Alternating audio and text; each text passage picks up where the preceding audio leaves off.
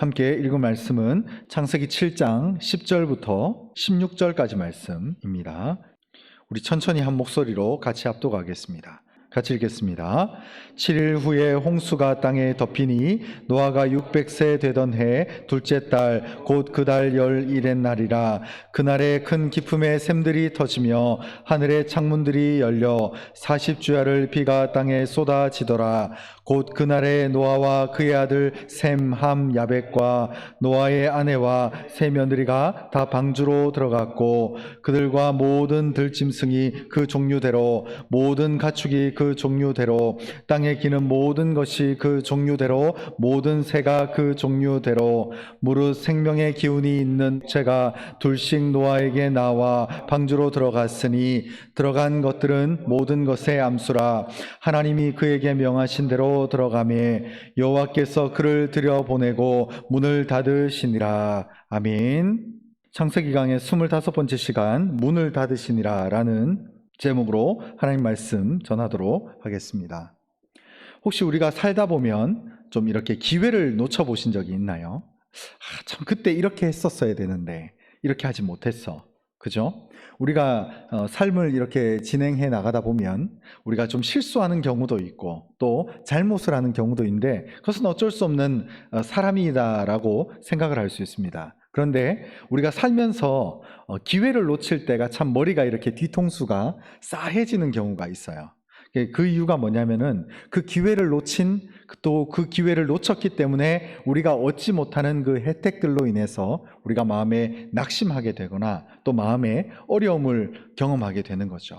그래서 우리의 삶에 기회가 왔을 때에 그 기회를 잡는 것은 참 우리가 일상을 살아가는 것만큼 참 중요한 태도가 아닌가라는 생각이 들기도 한다는 것입니다. 사실 오늘 창세기 7장 말씀은 수협에 계속해서 제가 몇 주 전부터 말씀을 드려왔습니다만 하나님께서 계속 이 인류를 향해서 노아의 입술을 근거로 계속해서 이 온 백성과 인류를 향해서 경고의 메시지를 여러 차례나 전달해 주고 있다는 것을 우리가 알 수 있게 된다는 거죠.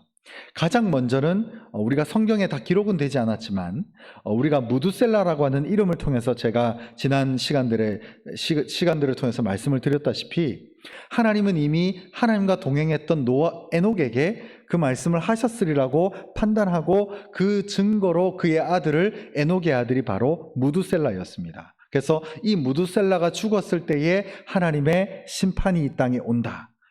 무두셀라가 이 땅에서 호흡이 끊어졌을 때에 이 땅에 하나님께서 심판을 보낸다라고 하는 의미를 가지고 있다는 거죠.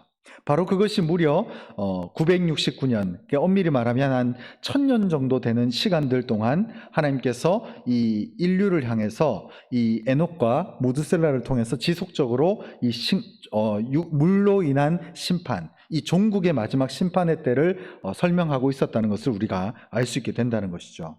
자, 그러고 나서 이제 결정적으로 이 방주를 짓게 하는 노아를 통해서 무려 120년 동안이나 120년 전에 하나님께서 심판의 예고를 하셨고 그 심판의 예고가 120년이 있은 다음에 이제 마지막 이제 한 주간을 남겨놓고 있는 그 일주일의 시점이 바로 오늘 본문 창세기 7장 10절부터 16절까지 말씀입니다. 그래서 여기 일주일을 앞혀놓고 그래서 이 10절에 보면 7일 후에 홍수가 땅에 덮이니라고 되어 있습니다. 여기 보면 10절에 보면 7일 후에 홍수가 땅에 덮이니, 그러니까 물 심판이 있기 한 딱 일주일만 남겨져 있는 그런 시간이죠. 자, 그러면서 이제 하나님께서 120년 동안이나 이 민족을 기다리셨고 또 마지막 최후 7일간의 기간을 통해서 다시 한번 하나님께서 노아에게 말씀하셨고 노아도 이제 마지막 정신을 차리고 이제 주변 사람들에게 곧 때가 온다라고 말을 하고 있다는 것을 우리가 알 수 있게 된다는 것이죠. 그래서 이러한 우리가 노아의 홍수 사건을 통해서 우리 믿는 자들 또한 언제나 1차적인 우리 인생의 심판은 자연적인 생물학적인 죽음이라고 제가 지난 시간 말씀을 드렸지만 또 2차적인 궁극적인 그 심판은 이 땅에서의 마지막 심판, 즉 예수님께서 이 땅에 다시 오실 때에 이 땅에 오게 될 그 불심판이 있다는 것을 우리가 알 수 있게 된다는 것입니다. 특별히 베드로후서 3장 6절 7절 말씀을 모니터해 보시고 한번 함께 읽도록 하겠습니다. 시작. 이로 말미암아 그때의 세상은 물이 넘침으로 멸망하였으되 이제 하늘과 땅은 그 동일한 말씀으로 불사르기 위하여 보아하신 바 되어 경건하지 아니한 사람들의 심판과 멸망의 날까지 보존하여 두신 것이니라. 아멘. 분명히 베드로후서 3장 6절 말씀에는 이 세상이 물이 넘침을 통해서 처음 이 땅에 심판이 왔다는 것을 알 수 있게 되고, 그 다음 7절을 통해서 보면 이제 하나님께서 그 동일한 말씀으로 불사르기 위하여서 보호하신 바 돼요. 우리가 보통 심판을 생각하면 뭔가 이렇게 처절하고 죽음이 난무하고 모든 것이 이제 멸망하고 비참한 어떤 피폐해짐, 어떤 황무지 같은 그런 느낌을 확 받잖아요. 근데 여기서 볼 수 있는 이 7절 말씀에 보면 보호하신 바 되었다라는 말이 있습니다. 여러분, 우리가 이 땅에서 발을 딛고 살아갈 때에 온전한 의인이 없다는 것을 늘 아시죠, 그죠? 하나님의 관점에서 봤을 때에 완벽한 의인, 절대 선을 가진 자가 그 누구도 없습니다. 그래서 행실로도 의로워질 수도 없고, 아무리 우리가 좋은 마음을 가지려고 해도 인간의 본성에서 근거한 나쁜 마음, 그 인간의 죄성은 인간을 아무리 아름답게 만들려고 해도 그게 불가능하다는 거예요. 근데 그렇기 때문에 이 인생에게는 소망이 없기 때문에 이 7절에서는 결국은 이 땅에서 동일한 그 물심판에 있었던 그 말씀을 근거로 해서 이제 불심판을 앞두고 모든 것을 불사르기 위해서 보호하신 바 되어 경건하지 아니한 사람들의 심판과 멸망의 날까지 보존하여 두신 것이니라, 이렇게 되어 있습니다. 그래서 결국 우리는 이 물심판, 이 노아의 홍수 사건이 과거 수천 년 전에 있었던 사건이다라고 끝마쳐지는 것이 아니라, 우리가 지금 앞에 이 베드로후서 3장 6절 7절 말씀을 통해서 이제 불심판을 또 앞에 두고 있구나. 그때가 언제인지는 알 수 없지만 우리가 언제나 주님의 오심을 기다릴 수 있는 그 기다리는 마음으로 살아가야 된다는 것을 이 베드로 사도가 그가 쓴 베드로후서 3장 말씀을 통해서 우리에게 전달해 주고 있다는 거죠. 그래서 이러한 경고와 이런 불심판의 메시지를 늘 기억하면서 오늘 본문 창세기 7장 말씀을 함께 읽었으면 좋겠습니다. 그러나 놀랍게도 이 심판이 이루어지기 전까지 우리가 지금 은혜의 시간을 보내고 있다는 것을 또 기억할 수 있었으면 좋겠습니다. 그래서 여기 고린도 후서 6장 2절 말씀을 우리 다시 한번 모니터를 보고 읽겠습니다. 시작. 이르시되 내가 은혜 베풀 때에 너에게 듣고 구원의 날에 너를 도왔다 하셨으니 보라 지금은 은혜 받을 만한 때요 보라 지금은 구원의 날이로다. 아멘. 그래서 아직 그 마지막 때가 아직 오지 않았기 때문에 지금 우리가 이 땅에서 살고 있는 시간들이 뭐냐? 이 고린도 후서에서는 이렇게 말하고 있습니다. 보라 지금은 은혜를 받을 만한 때고 보라 지금은 구원의 날이다, 이렇게 말하고 있습니다. 지금 우리가 하나님의 심판이 없이 어떤 율법의 그 칼날이 우리에게 오지 않고 예수 그리스도의 십자가의 은혜를 통해서 은혜의 날을 지금 보내고 있다. 그렇기 때문에 이 은혜의 시간이 바로 우리가 은혜를 받을 만한 때이고 또 우리가 구원의 날이라는 것을 늘 기억하면서 살 수 있는 것이 우리의 삶 가운데 핵심이라는 거죠. 여러분, 우리가 때로는 하나님을 믿지 않는 자들이 보면 하나님은 과격하고 나쁘고 심판하기를 좋아하시는 그런 분이다 라고 얘기를 하는 경우가 왕왕 있습니다. 그러나 그렇지 않죠. 우리 창세기만 딱 보더라도 하나님께서는 에녹을 통해서 경고하셨고 무드셀라를 통해서 이 무드셀라가 죽을 시점에 심판을 내리겠다고 했는데 그게 이미 거의 1000년이에요. 그리고 나서 노아가 방주를 짓기 시작했을 때도 무태서 시뻘건 대낮에 배를 만들면서 방주죠. 이 방주를 만들면서 물이 오질 않았는데 물이 올 것을 예견하면서 방주를 짓고 있는 그 자체도 이미 어떻게 보면 이 세상 사람들에게 심판의 메시지를 주고 있는 겁니다. 여러분, 하나님의 인자하심, 하나님의 사랑, 하나님의 기다리심이 굉장히 깊다라고 하는 대목이죠. 그리고 최종적으로 마지막 오늘 본문에서도 일주일을 앞에 놓고 다시 한번 노아가 이 경고의 말씀을 듣고 주변에 알리는 것을 우리가 알 수 있게 된다는 것이죠. 그렇기 때문에 우리는 이 시대를 살아갈 때에도 늘 마음속에 어떻게 보면 세상에 이 쳇바퀴 돌아가듯이 바쁜 삶을 우리가 살아가기도 하지만 항상 잊어서는 안 되는 것이 이 고린도후서 6장 2절 말씀처럼 우리가 지금은 은혜를 받을 만한 때고, 그리고 보라 지금은 우리가 구원의 날이라 라고 하는 이 말씀을 우리가 늘 묵상하면서 이 은혜의 시간들을 소중히 여기고 감사히 여기며 살아갈 수 있는 우리 모두가 될 수 있었으면 좋겠습니다. 그리고 이제 여기 11절에 보면 이 노아가 600세가 되던 해, 이제 드디어 노아의 홍수 사건이 일어난 날이 600살일 때였죠. 이 방주를 짓던 날이 바로 노아가 480세였습니다. 120년이 지났죠. 그래서 그 날이 되면 이제 그 날에 큰 기품의 샘들이 터지며 하늘의 창문들이 열려 12절에 보면 40주야를 비가 땅에 쏟아졌더라 이렇게 말하고 있습니다.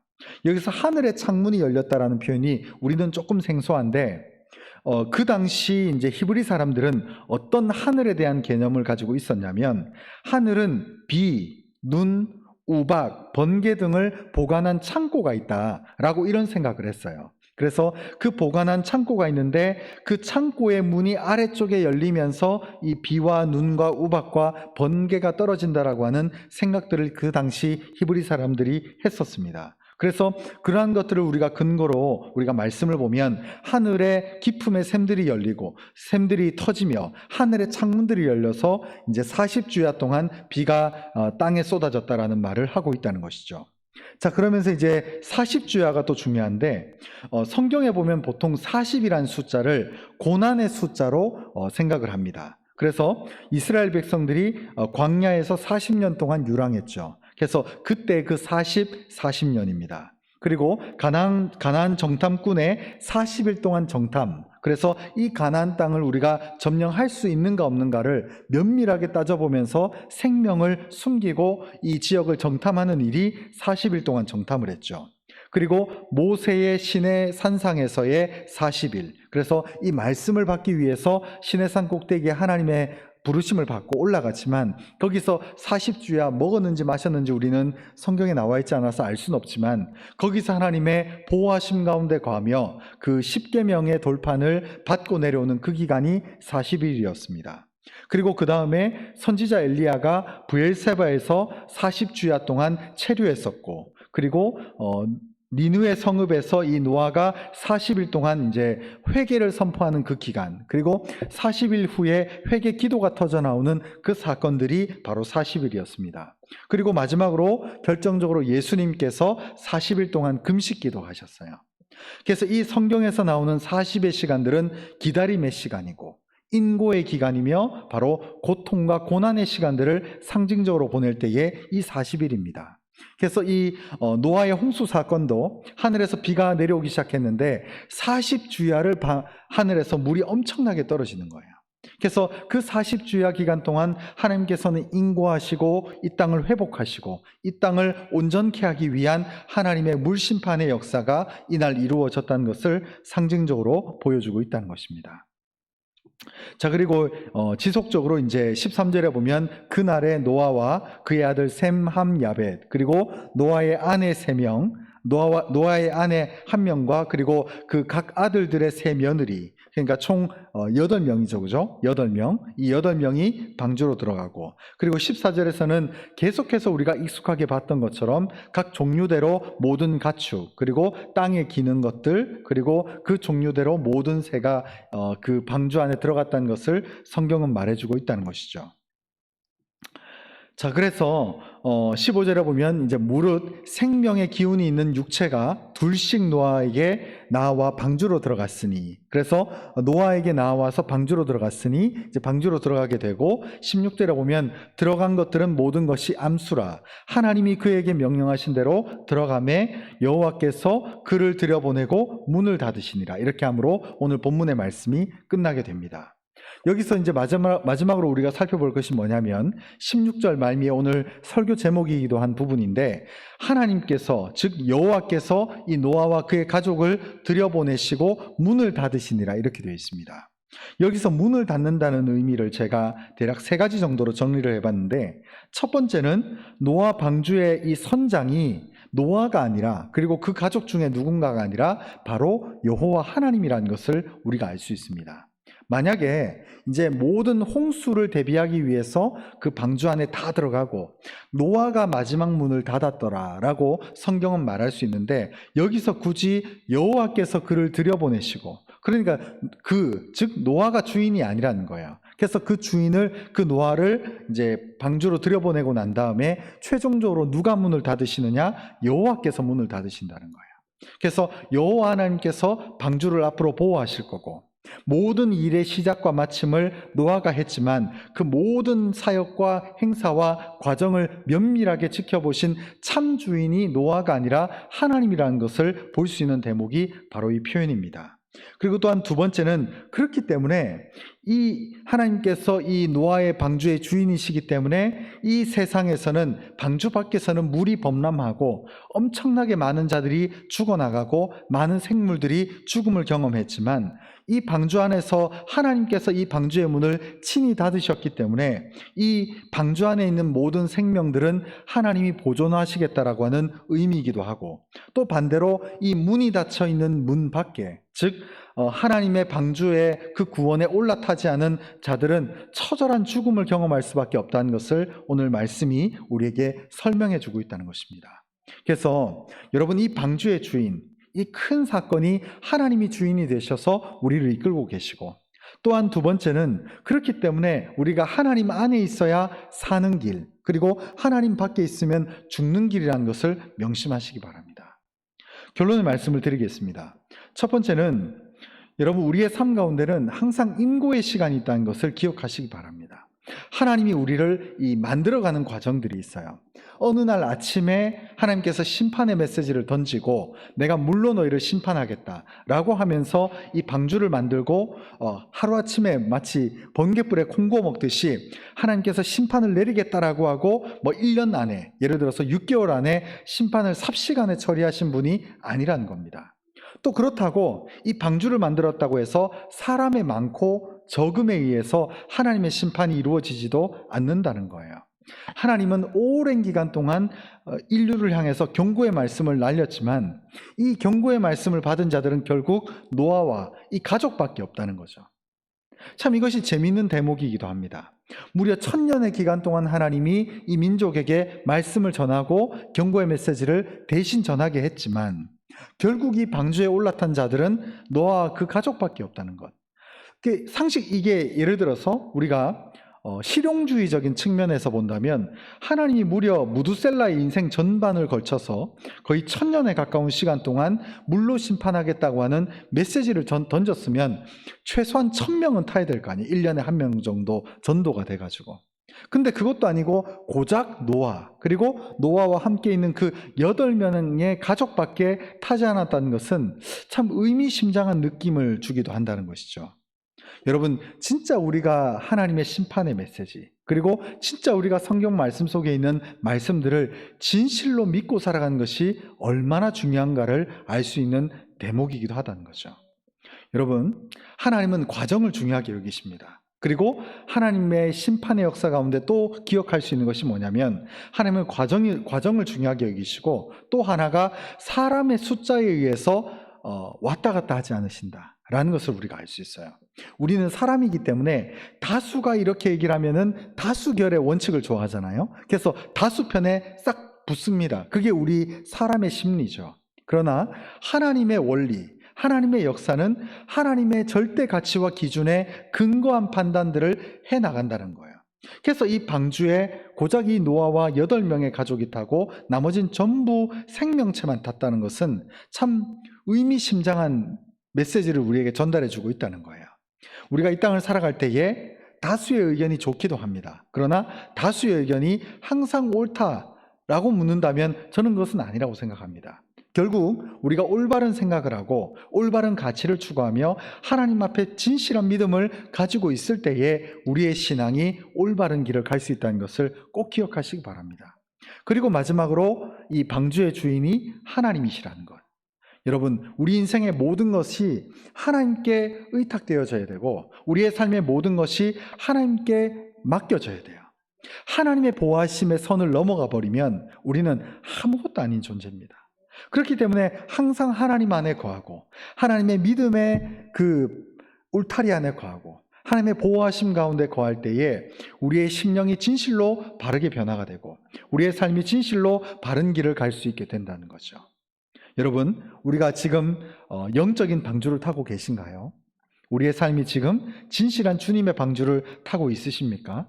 아니면 우리가 하나님을 믿는다고 말은 하면서도 사실은 세상의 목적을 두고 다른 것에 우리가 휩쓸려 간다면 우리의 삶은 지금 어디로 가고 있는지를 점검해 봐야 될 때가 아닌가라는 생각이 듭니다. 오늘 이 노아의 홍수 사건은 먼 옛날 얘기 같아 보이지만, 그리고 이 먼 옛날 얘기 같아 보이는 이 이야기가 결국 우리에게는 주님이 이 땅에 언젠가 다시 올 때에 준비된 그릇이 될 수 있는가를 우리에게 묻고 있다는 것을 꼭 기억하시기 바랍니다.